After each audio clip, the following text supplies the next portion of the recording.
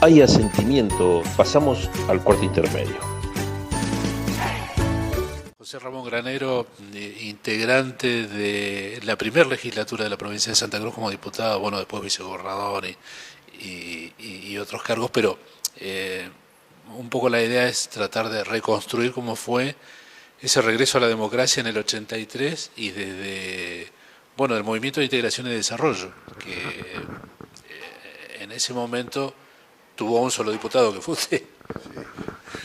Éramos más jóvenes, teníamos menos canas, menos kilos. Pero la realidad es que había un ambiente de mucha solidaridad política entre las fuerzas. Más allá de la competencia electoral, que obviamente existía. Pero yo recuerdo, en San Julián, nosotros cuando empezamos a trabajar en política, me acuerdo que estaba la representación de tres partidos, que era el justicialismo, el radicalismo y el MID. Y, por ejemplo, cuando hacía un acto del justicialismo iban los radicales y nosotros al acto como una forma de fortalecer el acto, ¿no?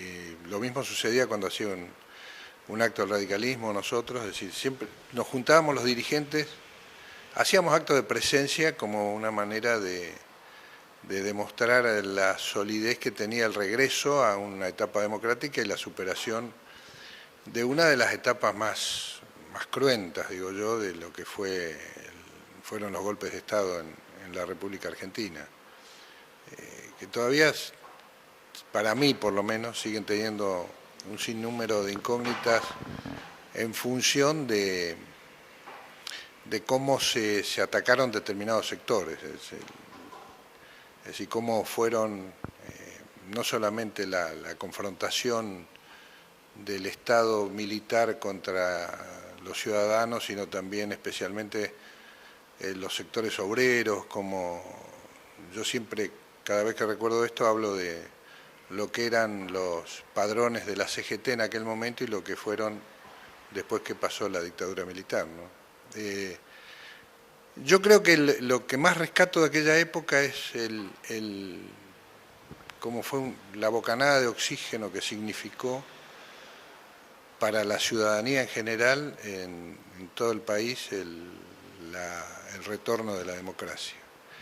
Y fundamentalmente la solidaridad que hubo en aquellos momentos, más allá de la contienda, en que había un objetivo común entre todas las fuerzas, es decir, no era que el retorno a la democracia era una cuestión menor, es decir, era volver a vivir en uno de los sistemas más sólidos en cuanto a la libertad de la gente, ¿no? del ciudadano.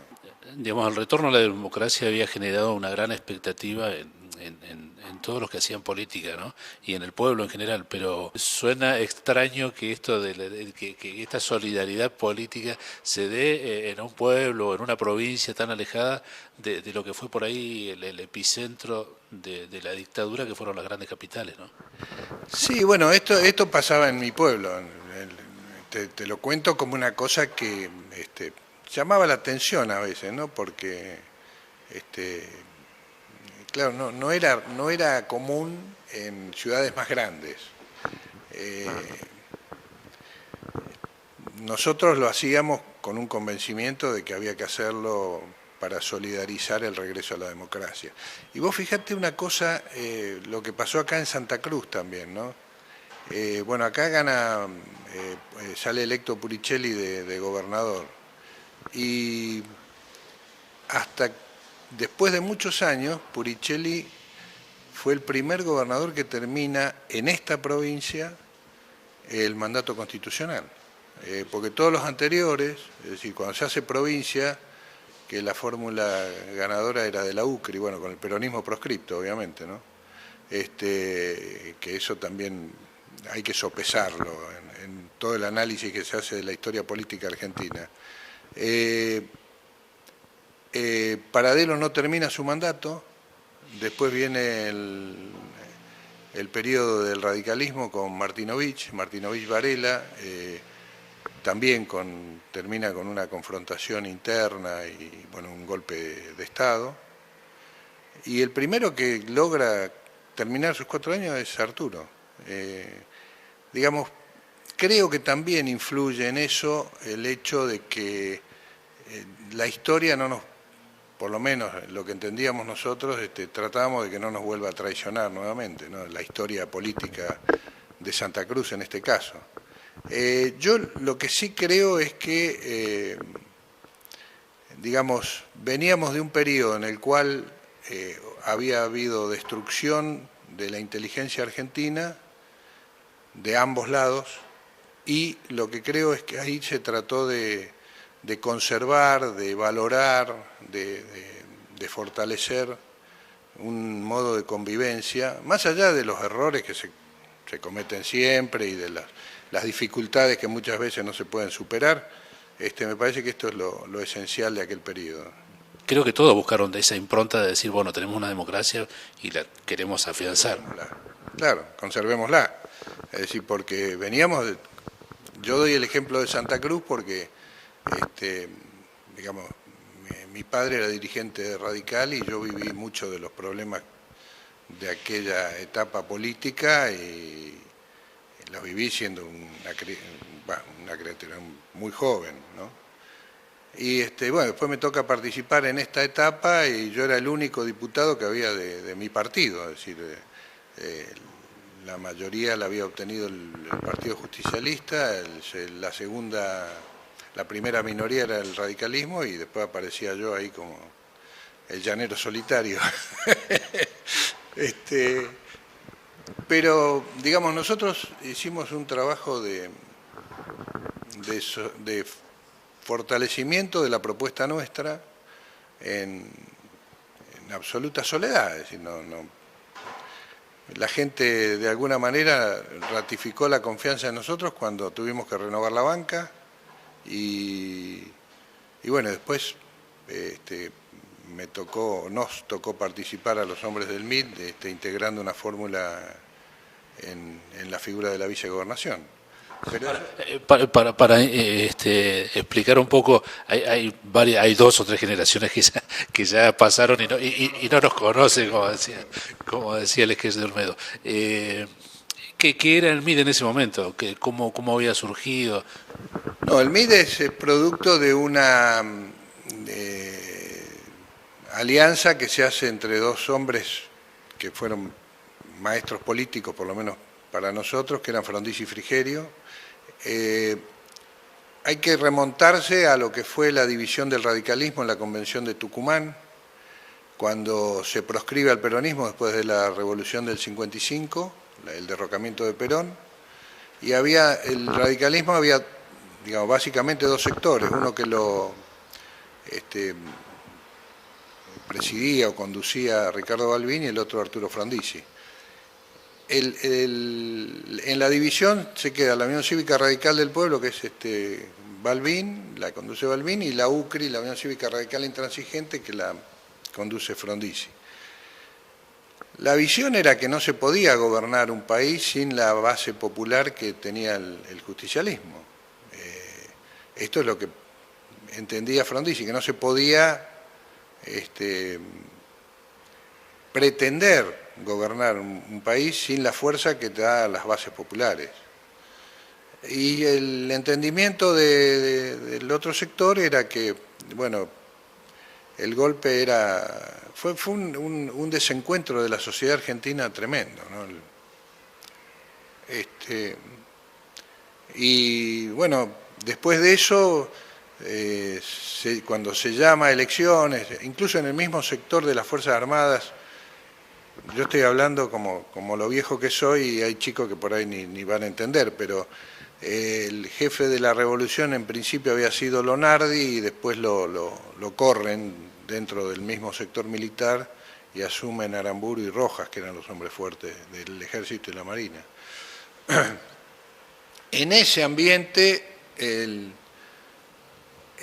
Movimiento de Integración y Desarrollo se funda sobre la base de la UCRI, pero más que nada porque también Oscar Allende, que había sido gobernador de la provincia de Buenos Aires, que fue gobernador de la provincia de Buenos Aires con Frondizi, después se queda con las siglas del Partido Intransigente. Y ahí surge, como consecuencia de eso, lo que es Movimiento de Integración y Desarrollo, que básicamente las reglas propuestas, las coordenadas que proponía el partido eran la integración de las clases y sectores sociales, tanto horizontal como verticalmente, es decir, horizontal en el sentido de que todas las clases sociales tienen que estar integradas, cumpliendo un rol cada una de ellas, y horizontalmente porque la integración tiene que ser a nivel de país con un criterio absolutamente federalista. Es decir, porque no todas las características del país son idénticas, y esto es lo que siempre se hablaba, es decir, hay que integrar, y básicamente Frondizi cuando le toca hacer gobierno tiene una mirada hacia la Patagonia que fue trascendental, es decir, lo que fue la batalla del petróleo, los santacruceños no la podemos ignorar, ¿no?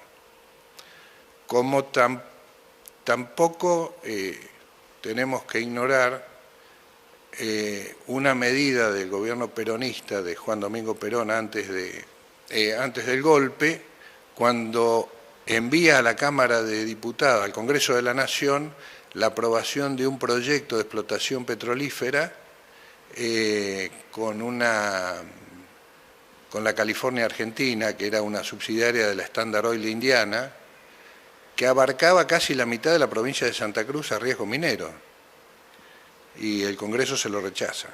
Es decir, son miradas que no sé si llegará el mensaje, pero como patagónicos no los podemos ignorar, ¿no? Y el movimiento de integración y desarrollo era eso, el desarrollo era plantear la diferencia entre lo que era el crecimiento, que es el día de hoy que todavía se sigue discutiendo esto. El crecimiento es una cosa y el desarrollo es otra. Es decir, vos podés tener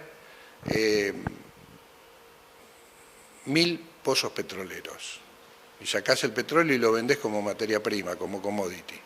Ahora, si vos, además de esos 1000 pozos petroleros, por dar una cifra cualquiera, vos tenés destilerías donde producís elementos de la petroquímica, la utilización del gas para la petroquímica, la utilización del petróleo para, en vez de vender el petróleo, vendés combustibles o utilizás ese combustible para generar energía. Es decir, hay etapas de lo que es acompañar ese crecimiento con valor agregado. Y esto es lo que propone el MIT hasta el día de hoy. Bueno, sí, de los que quedamos. Dentro de eso tengo todavía el recuerdo de la planta de fertilizantes y cómo la lucha que se hizo por eso, bueno, pero ahí chocamos con los intereses de la provincia de Buenos Aires. Sí, el polo petroquímico Bahía Blanca, el puerto, el centralismo. Claro, el centralismo porteño que fue, digamos, todavía no se ha podido terminar de vencer. ¿Cómo fue ese regreso en el 83 en cuanto a un ámbito de representación tan fuerte como la legislatura provincial, orientado a buscar a ver qué leyes hacía falta, qué había que reformar, qué había que rescatar de lo que se había perdido durante el gobierno militar? Yo creo que básicamente lo que se luchó es por volver a legislaciones que se habían oprimido en el gobierno militar, a legislaciones que respetaran derechos de la gente. Es decir, yo recuerdo que acá se sancionó en aquel momento una ley por la cual que tuvo una gran discusión, el tema de que había sectores de la provincia de Santa Cruz donde la docencia, por determinadas circunstancias de aislamiento, de distancia, tenía beneficios desde el punto de vista jubilatorio, y eso creo que sigue teniendo vigencia. Yo, la verdad que no podría afirmarlo, pero creo que sí, creo que está teniendo vigencia. Se discutió mucho eso porque se consideraban que eran beneficios excesivos. Y si vos lo analizás, el famoso tema de la zona patagónica, se hizo una lucha también por el tema, bueno, de la famosa planta de gas, de la planta de fertilizantes para que se utilizara el gas de Santa Cruz, porque los proveedores del gas al norte son las provincias patagónicas, es decir, Tierra del Fuego, Santa Cruz, Neuquén, digamos, hoy sigue teniendo vigencia el tema de recuperar eso por Vaca Muerta, bueno, pero digamos las diferenciaciones de tarifas que de alguna manera beneficiaban la erradicación de gente en determinados sectores. En otros lugares se hizo, por ejemplo, con las leyes de la 19640 en Tierra del Fuego para que la gente se radique, porque no nos olvidemos que los espacios vacíos en algún momento... Si alguien los llena. Alguien los llena. Entonces, somos un país que tiene... Santa Cruz, por ejemplo, no tiene ni siquiera un habitante por kilómetro cuadrado. Todavía no lo tenemos. Entonces, creo que no lo tenemos. Y eso es un riesgo en función de que algún día van a decir, bueno, muchachos, córranse, no ocuparon ustedes, lo vamos a ocupar nosotros. El espacio que no ocupa alguien lo va a ocupar otro, ¿viste? Yo creo que la lucha en la legislatura provincial se modificó el régimen de justicia, es decir, que eso fue un proyecto del Poder Ejecutivo que lo manejó el diputado Porto, en aquel momento que había sido ministro de gobierno de Puricelli. Y se modificó, se crearon las cámaras, creo que se avanzó medianamente bien en lo que era lo más inmediato, ¿no? Y la legislación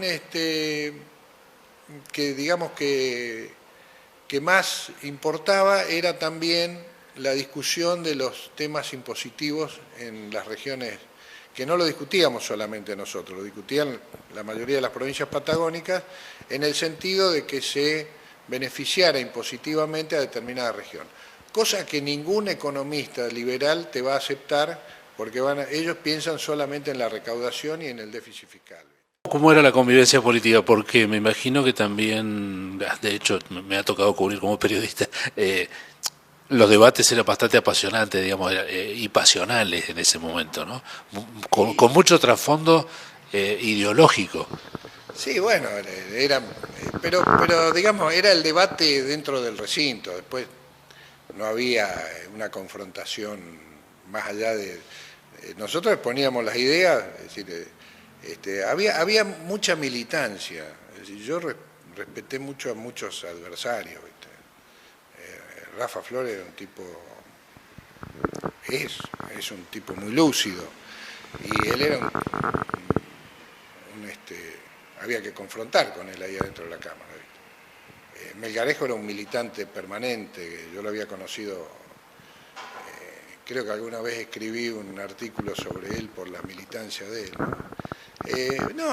Había una confrontación política fuerte adentro del recinto, pero salíamos del recinto y no pasaba nada más, ¿viste? Éramos amigos todos, había un ambiente de amistad, ¿viste? Por ahí había habido así problemas de confrontación personal, pero a ver, pasaba eso y se superaba, no fue una cuestión, digamos, no era una Cámara de Diputados donde había una agresión permanente entre las partes, había una discusión política basada en las posiciones políticas de cada partido. Nosotros defendíamos la idea del desarrollismo, pero también nos ligábamos a algunos palos también por la colaboración que habían tenido algunos dirigentes del desarrollismo con la dictadura, la habíamos discutido, yo personalmente lo discutí, una de las pocas confrontaciones que tuve con Rogelio Frigerio fue por uno de esos temas. El MIR integra una fórmula junto con el justicialismo, ya en la renovación del año 87, donde usted va como vicegobernador y bueno, a partir de allí también los desencuentros vuelven y terminan un juicio político con el entonces gobernador del Valle. Sí, eso fue una consecuencia que en aquel momento era realmente, fue bastante, muy dolorosa y muy conflictiva y realmente surgió también de un sinnúmero de factores que se dieron desde el punto de vista de desencuentros internos dentro de la fuerza mayoritaria y que tuvo como consecuencia eso, se vivió en una etapa muy difícil de un ajuste que se hizo en aquel momento político, con la presidencia de de Carlos Saúl Menem, es decir, ahí se hizo una etapa de ajuste y se adquirió una política liberal a nivel nacional, y esa política liberal, una de las exigencias que le hacían al gobernador del Valle, y después me la hicieron a mí cuando quedé a cargo de la gobernación, era que había que echar empleados públicos, que había demasiados empleados públicos en Santa Cruz. Y la realidad es que eso era producto de, digamos, esencialmente de la política nacional, la exigencia esa. No era un problema, es decir, en vez de salir a buscar inversiones, lo que se hizo fue, para los que no estuvieron ni vivieron aquella época, fue vender las joyas de la abuela. En las privatizaciones que vinieron, que terminaron siendo un fracaso. Es decir, el otro día todavía seguimos discutiendo si había que nacionalizar aerolíneas o había que rescatar YPF. Y la verdad es que cuando se le vendió aerolíneas a los españoles fue peor que cuando la administró el Estado. Es decir, el Estado, cuando se lo propone y cuando está la gente capacitada al frente del Estado, es un buen administrador. Y yo siempre doy el ejemplo de la Renault francesa. La Renault francesa es una empresa que la maneja el Estado francés. Tiene mayoritariamente acciones del Estado francés y gana muchísima plata en todo el mundo. Es decir, el Estado como... Claro, todo el mundo te va a decir, los que son liberales o los que son...